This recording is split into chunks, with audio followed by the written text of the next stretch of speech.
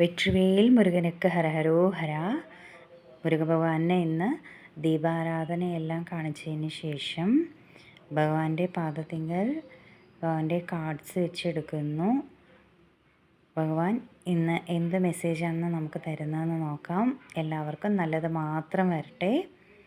നിങ്ങൾ മനസ്സിൽ വിചാരിക്കുന്ന എല്ലാ നല്ല കാര്യങ്ങളും ഭഗവാൻ നടത്തി തരട്ടെ.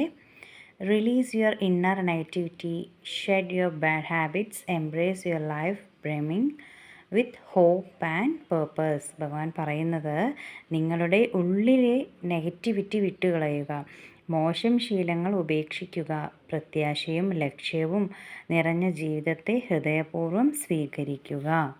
ഭഗവാൻ പറയുന്നത് നമ്മുടെ ഉള്ളിലുള്ള എല്ലാ നെഗറ്റിവിറ്റിയും കളയാൻ വേണ്ടിയിട്ടാണ് ഭഗവാൻ പറയുന്നത്.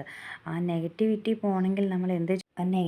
പോകണമെങ്കിൽ നമ്മൾ എപ്പോഴും ഭഗവത് ചിന്തയോടുകൂടി ഇരിക്കുക, ഈശ്വര ചിന്തയോടുകൂടി ഇരിക്കുക. അതല്ല, എന്തെല്ലാം നമുക്ക് പോസിറ്റീവായിട്ട് ചിന്തിക്കാൻ പറ്റുമോ എല്ലാം നമ്മുടെ ജീവിതത്തിൽ. ഇപ്പോൾ നമുക്ക് പല ഡ്രീംസ് ഉണ്ടാവും, പ്ലാൻസ് ഉണ്ടാവും, എൻ്റെ ജീവിതത്തിൽ ഇങ്ങനെ വേണം. അപ്പോൾ അതൊക്കെ നമ്മൾ മനസ്സിൽ കൊണ്ടുവരിക. എങ്ങനെ നമ്മളൊരു സിനിമ കാണുന്നോ അതേപോലെ നമ്മുടെ ജീവിതത്തിൽ നല്ല നല്ല കാര്യങ്ങൾ നടക്കുന്നത് പോസിറ്റീവായി ചിന്തിക്കുക. ഏറ്റവും നമുക്ക് ഇഷ്ടപ്പെട്ട ദൈവം, ഭഗവാനായിക്കോട്ടെ, ഭഗവതി ആയിക്കോട്ടെ, ശ്രീകൃഷ്ണനായിക്കോട്ടെ, ഏത് ദേവതയായിക്കോട്ടെ, ആ ദേവതയെ നമ്മൾ ഭക്തിപൂർവം എപ്പോഴും സ്മരിക്കുക. അഭയവും ആശ്രയവും അനുഗ്രഹവുമായി എന്നും എൻ്റെ കൂടെ ഉണ്ടാവണേ, അങ്ങനെയാണ് പ്രാർത്ഥിക്കേണ്ടത് ഭഗവാനോട്.